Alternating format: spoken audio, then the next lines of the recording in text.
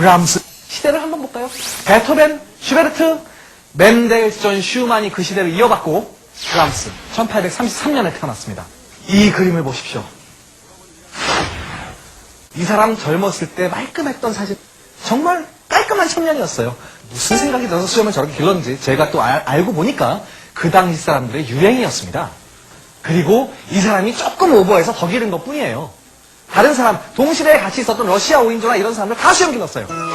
젊은 천재 피아니스트였습니다. 정말 천재 피아니스트였고 그래서 슈만이 발굴을 하는 겁니다. 이 사람은 작곡을 잘해서 발굴한 게 아니에요. 피아노를 너무 잘 쳤기 때문에 이 사람 천재다라고 얘기를 해주고 그 다음부터 이 사람이 쓰는 곡에도 관심을 갖게 되는 겁니다. 슈만의 작곡에서 매우 호평을 해요. 이 문제는 이 젊고 나이 어린 사람을 잡지에서 함부로 호평하는 거 아닙니다. 갑자기 자기가 천재라고 알려지면 그 다음부터 오는 부담감은 엄청난 겁니다. 어떤 일이 일어나느냐? 웬만한 곡을 브람스가 쓰고 다 찢어버려요. 발표를 안 합니다. 무서워서. 내 수준은 이게 아니지. 그래서 이 사람은 왜 엄청나게 많은 작품을 남겼음에도 불구하고 오늘날 남아있는 것은 그 중에 극히 일부예요. 그런 식으로 찢어버립니다. 평생 독신이었습니다. 외롭게 살았고 굉장히 고독했던 사람입니다. 정말 음악을 들어도 고독하고 무겁고 슬프고 바이올린 소나타 FAE라는 아주 희한한 제목을 갖고 있는 곡이 있습니다. 이 곡은 슈만이 숙제를 내준 곡이에요. 야, 어차피 바이올린 소나타는 악장면 3개 정도 뭐 되니까 우리 나눠서 쓰자. 대신 멜로디는 지금 FAE로 한다. FAE? 미 이런 걸 가지고 음악을 만들면 이런 게 나오는 거예요.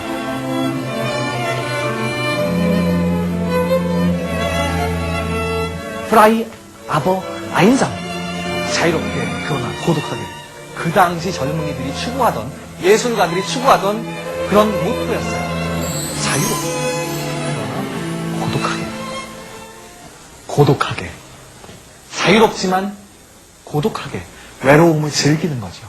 다른 사람과 만나지 않고도 살 수 있고 자기만의 신념을 갖고 사는 겁니다. 그 당시 예술가들의 표였습니다. 이게 웬일입니까? 클라라 슈만을 좋아하게 됩니다. 클라라 슈만이 누굽니까? 자기를 띄워준 슈만 선생님의 부인 아닙니까? 사모하는 거예요. 하늘도 무심하시지 또 남편이 일찍 죽어요. 나한테 기회가 온 거 아닙니까? 그런데 이 사람은 소심해서 워낙 소심해서 평생 쳐다만 보고 살아요. 아무 일도 안 일어나요. 속으로 끙끙 앓는 거죠. 그런데 이 클라라 슈만은 어떻게 보면 브람스를 이용하기까지 합니다. 스승인 슈만의 부인이었기에 평생 가슴앓이만 했던 브람스. 그런 브람스의 마음을 알면서도 브람스의 곁을 맴돌기만 한 클라라 슈만. 결국 브람스 역시 평생을 독신으로 지낸 채 클라라 슈만의 곁을 떠나지 못했답니다. 현악 1번이 있습니다. 굉장히 멋있는 곡이에요. 이 현악 6중주는 일반적인 현악 4중주에 악기 2대가 추가되어 있습니다. 그냥 현악 4중주에다가 비올라 하나, 첼로 하나 추가시켜요. 이 비올라, 첼로가 무슨 부분입니까? 낮은 부분이죠. 낮은 부분을 추가시키니까 어떻게 되겠습니까? 가뜩이나 브람스곡 무거워 죽겠는데 더 무거워지는 거예요. 굉장히 사람을 가라앉게 만들고 장중하게 만들고 기가 막히게 생각을 하게 만듭니다. 바로 그것이 브람스가 좋아했던 현악 6중주예요. 나중에 이 사람은 또 하나를 만들게 됩니다.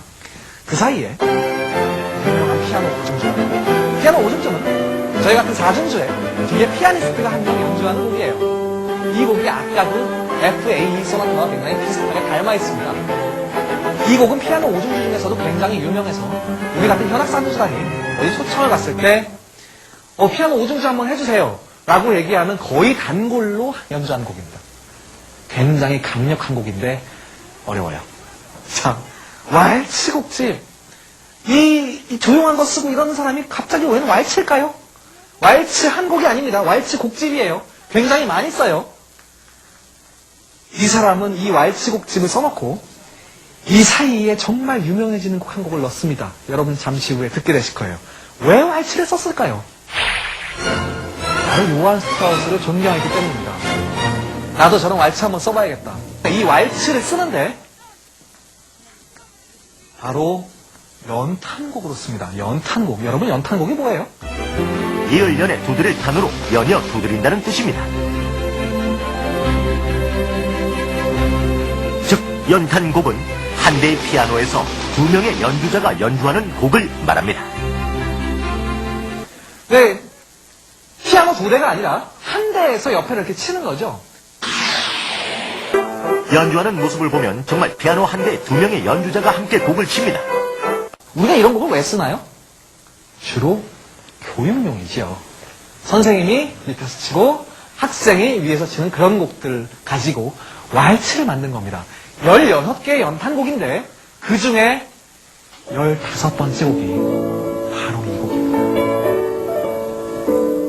바이올린 교본에도 나오고 피아노 교본에도 나오는데 여러분 잘 들어보세요. 피아노 한 대에서 두 명이 치는 곡입니다. 정말 아름답지 않습니까? 한 명이 치는 것도 아니고 손 4개가 지금 이런 음을 내고 있어요. 기가 막히지 않습니까? 이 곡의 마지막까지 가면요 나중에 정말 희한한 걸 많이 해요. 정말 1분 조금 넘는 곡인데 나중에 한번 여러분 꼭 끝까지 들어보시죠. 정말 아름다운 곡입니다. 이 당시에 파가니니 연주곡을 합니다. 파가니니 스타죠, 스타. 이 사람 나오면 막 여자들 쓰러져요. 제가 그냥 하는 얘기가 아니라 실제로 그런 문헌이 굉장히 많아요. 파가니니가 오면 여자분들이 실신했대요. 연주를 하게 되면 막 백선생 막 이랬답니다. 그랬던 사람인데 그 사람을 보고 누가 안 좋아했겠냐는 거예요. 음악가들이 다 충격을 받은 거예요. 브람스 충격받았습니다. 야, 나도 저런 피아니스트가 될 수 있지 않을까? 저 사람은 바이올린에 저렇게 잘하지만 나는 피아노 저렇게 칠 수 있지 않을까? 그랬던 사람이 또 있죠. 슈만! 아, 나도 저 정도에 도전해볼래? 손가락 부러졌죠, 그 사람. 연습하면 손가락이 부러집니다. 굉장히 여기에 영감받는 사람이 많아요. 독일 레퀴엠. 독일어로 된 레퀴엠입니다. 독일어로. 그래서 독일 레퀴엠이라고 부르는데 이 브람스가 만든 장성곡이에요. 이 곡의 특징이 있어요. 오르간이 등장합니다. 굉장히 독일 레퀴엠 연주에서 사용했던 파이프 오르간입니다. 소리를 냅니다. 오르간이니까 그럴 수 있지요. 페달이 있잖아요. 계속 밟으면 소리가 계속 나갈 수가 있잖아요. 피아노는 안 그렇잖아요. 오르간이기 때문에 그걸 할 수가 있어요. 아주 밑에서 저음이 나옵니다. 그리고 바이올린은 없어요. 첫 곡에 바이올린이 안 나와요. 제1 바이올린만 없었느냐? 제2 바이올린까지 안 나와요. 지금 제가 설명하는 게 실내악이 아닙니다. 오케스트라 곡이에요. 오케스트라에서 제일 많은 사람들이 누굽니까? 바이올린이에요. 퍼스트 바이올린, 제2 바이올린 합치면 이 사람들이 20명도 넘어요.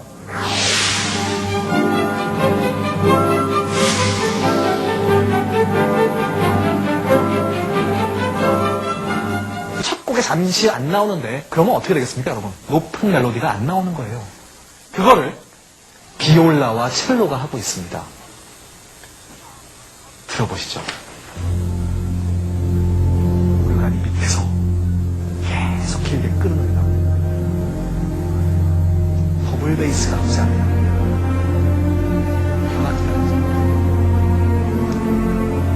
첼로. 바이올린이 아니에요. 또 높은 음이 나왔죠. 비올라예요, 이거는. 들어보시죠.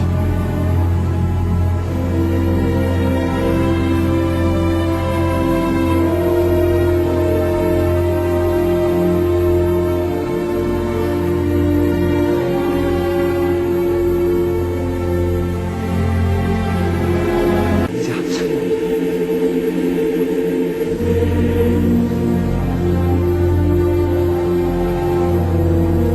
진짜 음악은 이런 겁니다.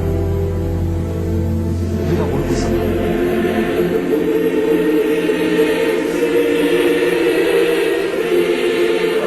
이제서야 현악산주가 나옵니다. 나이를 보십시오. 40세예요.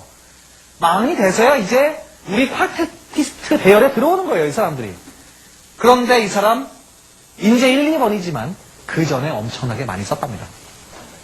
다 찢어버렸다. 다. 마음에 안 들어서 전부 다 인제서 1번을 내놨을 때 느낌이 어땠겠습니까? 이 사람이 왜 이걸 내놨을까요?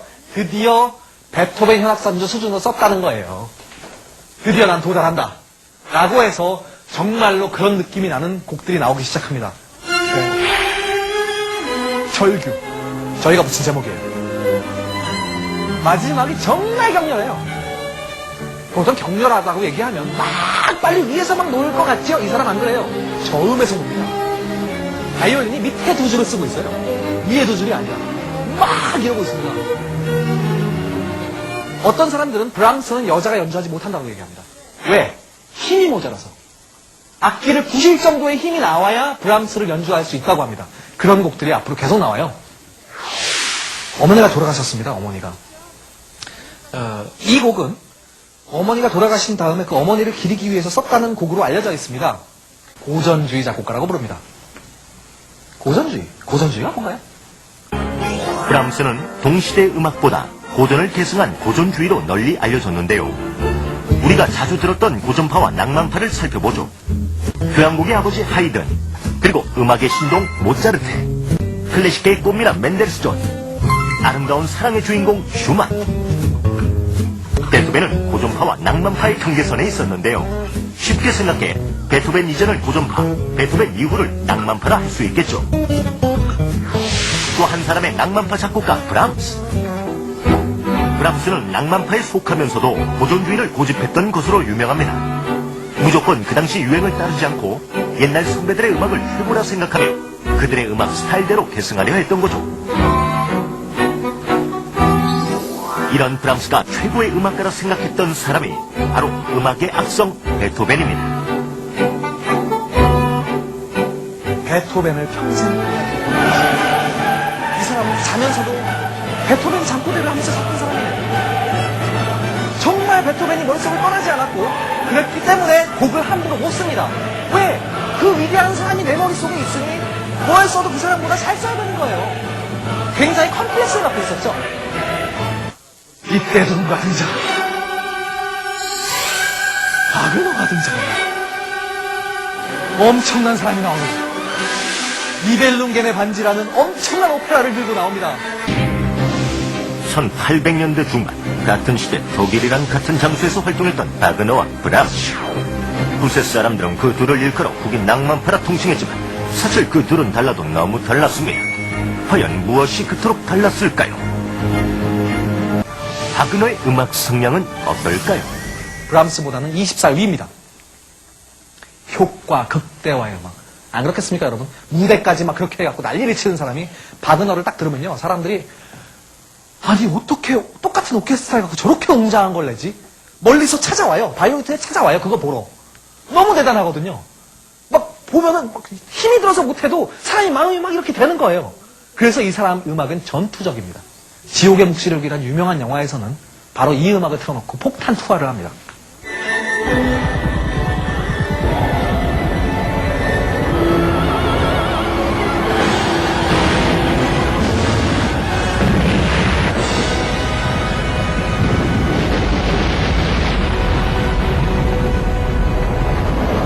그래서 브람스파와 대립하는 겁니다.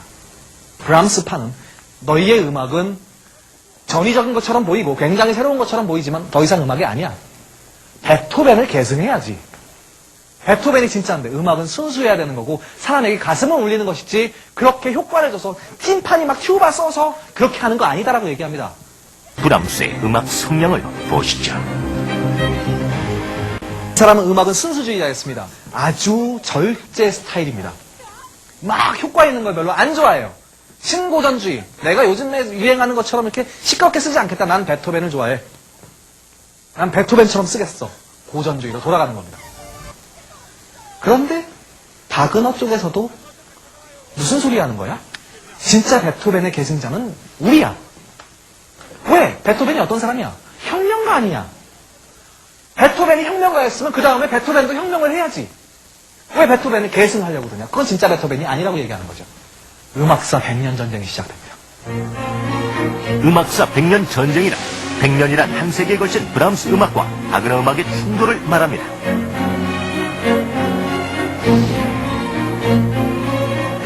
음악의 악성 베토벤을 중심으로 베토벤의 음악을 계승하려던 슈만과 그의 제자 브람스, 그리고 베토벤의 음악을 개혁하려던 리스트와 그의 제자 바그너. 바로 이 두 그룹은 서로 다른 음악 성향으로 계속해서 대립해 갑니다. 이 사람들은 서로 팔을 이루어서 한 세기 동안 싸워요. 이 사람들만 싸우느냐? 이 사람 제자들, 영향받은 이 사람들 다 죽고 나서 계속 싸워요. 네가 옳냐, 내가 옳냐 이러면서 싸웁니다. 슈만과 브람스가 한편, 리스트, 바그너가 한편입니다. 먼저 우리 수염 잘라는 말끔한 브람스가 리스트하고 한판 붙습니다. 뭐 사실 한판 붙을 군번은 아니었는데 이런 일이 있었어요. 브람스가 바이올리니스트 레멘이라는 사람하고 연주 여행을 떠났습니다. 이 레멘이라는 사람은 친구인데 헝가리 집시 바이올린 같은 거 굉장히 잘해요. 그래서 야, 헝가리로 한번 가서 그 사람들한테 한번 우리가 아는 음악들을 연주해보자라고 했는데 거기에 누가 있었냐면 리스트가 있었던 거예요. 이 리스트는 엄청나게 피아노를 잘 쳤어요. 파가니니처럼 피아노를 치려고 노력을 많이 했던 사람이기 때문에 결국은 그 같이 갔던 바이올리니스트와 결별까지 하게 만든 사건이 하나 나옵니다. 브람스 너무 피아노 잘 치는 거예요. 리스트가 보기에 아무리 자기가 위대한 피아니스트라도 애가 너무 피아노 잘 치는 거예요. 그런데 자기가 싫어하는 슈만 제자거든요. 그래서 자기 제자를 한번 만들어보고 싶은 거예요. 그래서 야, 너도 나한테 피아노 좋은 거 들려줬으니까 내가 만든 걸 한번 보여줄게. 그래서 리스트가 자기가 만든 거, 나이도 한참 어린 애한테 막 보여줍니다. 그랬더니 브람스가 뭐 그냥 그런데요 이런 거예요. 결례를 한 거죠. 그래서 같이 갔던 친구 레메니가 화가 있는 대로 난 겁니다. 너 어떻게 존경하는 리스트 선생님한테 네가 그런 식으로 말할 수가 있어. 아예 결별합니다. 결별만 했으면 문제가 안 되는데 나중에 이 사이가 안 좋아졌기 때문에 브람스가 작곡했던 헝가리 무곡을 자기가 작곡했다고 우기는 사건까지 벌어집니다. 2라운드가 시작돼요. 이제는 슈만하고 리스트가 나왔습니다. 슈만 선생님, 이제 선생님이 나갔죠. 슈만은 사실 리스트의 연주를 좋아했어요. 너무 잘 치니까. 그런데 불만이 있었죠. 그 불만은 뭐였을까요? 리스트의 흥행수완에 불만을 가졌어요. 저 사람은 연주를 잘하지만 너무 관객들을 잘 알고 있기 때문에 연주가 성공하는 법을 트릭을 부려요.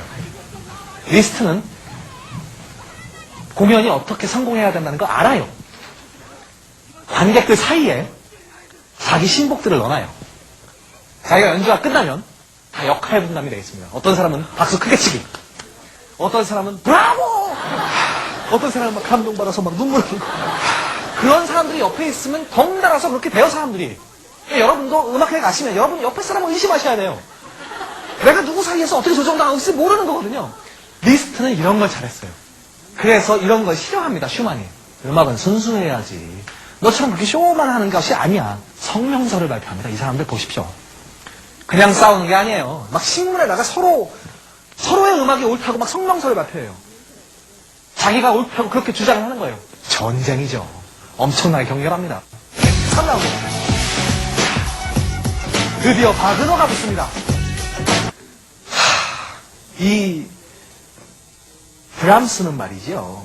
점잖은 사람이었어요. 저쪽에서 그렇게 욕을 해도 자기는 웬만하면 안 나서요. 아니 뭐 그럴 수도 있지 뭐. 바그너는 점잖은 사람이 아니에요. 이 사람은요. 어디 갈 때마다 욕을 하고 다녀요. 되게 이상한 애들이다. 그리고 자기네가 괜히 무슨 신음악파라고 우긴다. 우리가 신음악파다. 막 이러고 다니는 거예요. 그래서 조용히 지내고 있던 브람스도 나중에는 힘들었죠. 브람스는 바그너하고 라이벌로 비춰질 때도 괜찮았어요. 아, 뭐 라이벌로 생각하시라 그래요. 바그너는 내가 왜 저런 애랑 라이벌이야? 막 이러고 흥분을 한 거예요. 항상 전쟁을 했죠. 순수 예술을 추구했던 브람스와 종합 예술을 추구했던 바그너의 대립은 결국 후배 작곡가들에게도 이어집니다. 브람스를 계승한 작곡가들은 도르크노, 드보르작, 말러가 대표적입니다. 반면 바그너를 계승한 작곡가들은 스메타나와 러시아 오이도, 그리그인데요. 보수와 개혁이라는 이름으로 대립한 이들 중 어느 누가 승리했고 실패했는지 말할 수 있는 사람은 아무도 없습니다.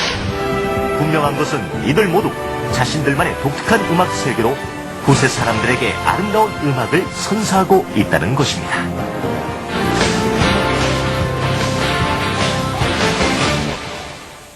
결국은 나중에 뭐 서로 어떻게 친해질 수가 없어요. 그러고 있는데 브람스는 이런 거 만들어요. 니들은 욕해라. 난 이렇게 고생하고 아름다운 거 만들어요. 세 번째 현악사중주를 만들어요. 전원 변주곡. 저희가 무슨 곡이에요? 이 사람은 변주곡의 강자예요. 같은 멜로디 갖고 이렇게 만들어요. 정말 아름답죠. 이게 전쟁을 쓴 거예요. 그 사람들하고 전쟁하고 있어요. 나중에 굉장히 뭐 재밌는 곡입니다. 교향곡 1번. 이제 나왔습니다. 교향곡 1번. 44세. 내가 어떻게 한 베토벤 9번 교향곡만큼 쓰냔 말이죠. 썼어요, 이 사람. 진짜 베토벤 수준 썼는데 이 사악장의 유명한 성우를 들어보시죠. 라디오에도 나오잖아요. 굉장히 사람을 심금 울리는 사악장입니다. 잘 흘러가나 바로 여기.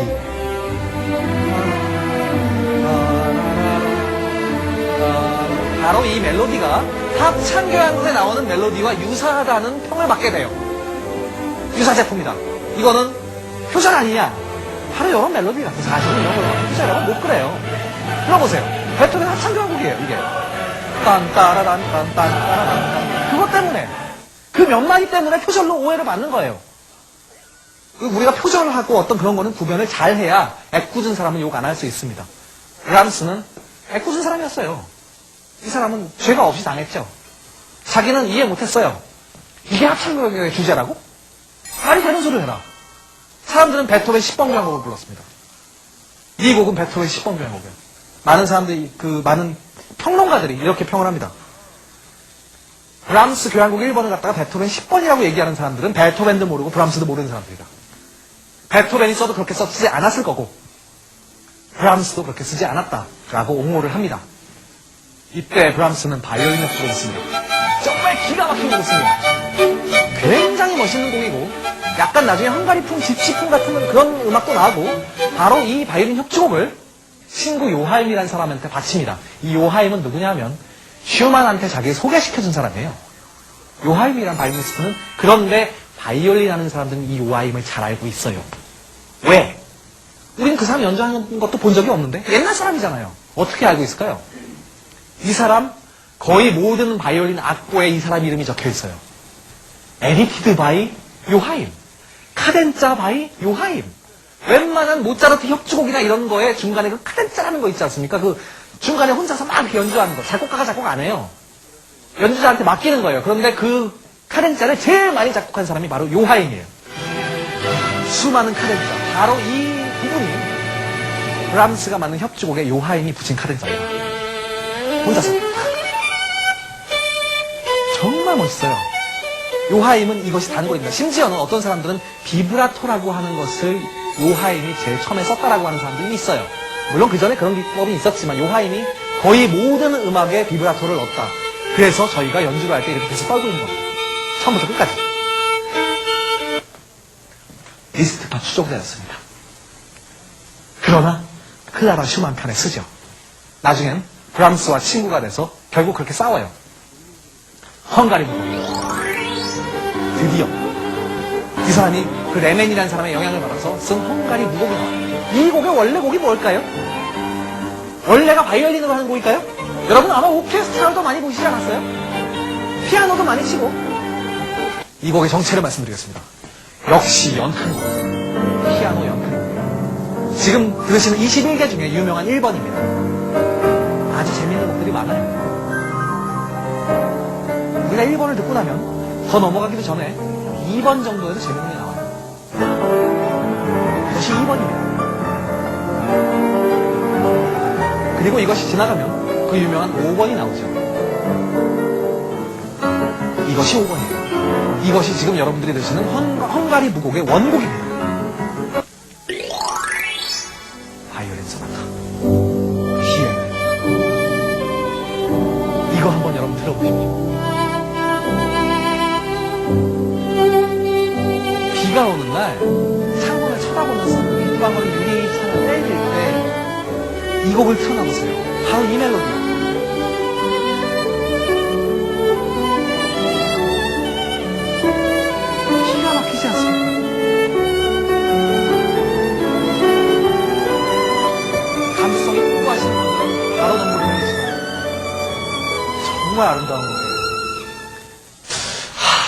정말 아름다운 곡이에요. 클라라 슈만이 죽습니다. 둘이 아무 관계도 못 대보고 쳐다만 보고 있다가 클라라 슈만이 죽어요. 이 여자는 늙어 죽을 때까지 수많은 남자의 사랑을 받았습니다. 비스트도 사랑했고 브람스도 이 여자를 사랑했고, 그리고 이 여자는 계속 죽은 남편도 사랑하고 있었어요. 그래서 다시 다른 남자와 결혼하지 않았지만 여러 남자들한테 정을 줬던 건 맞아요. 그리고 음악적 감수성으로 그 사람들을 뒤에서 백업을 했어요. 슈만은 정신병원에서 일찍 죽잖아요. 그런데 브람스보러 나가 싸우라는 사람은 누군가요? 클라라 슈만이었습니다. 남편 대신에 남편의 음악을 홍보를 하고 브람스 보고 계속 나가서 싸우라고 하는 거예요. 그러다 보니까 브람스는 자기는 싸우기 싫었지만 어쩔 수 없이 등 떠밀려서 그래, 음악은 순수해야지 이러면서 그 사람들과 전쟁을 시작했고 평생 동안 그 전쟁을 하면서 산 겁니다. 그런데 클라라 슈만이 죽었어요. 여러분, 멘델스존 편에서 누나가 죽으니까 따라 죽은 멘델스존을 보셨을 겁니다. 브람스 1년도 안 돼서 따라 죽습니다.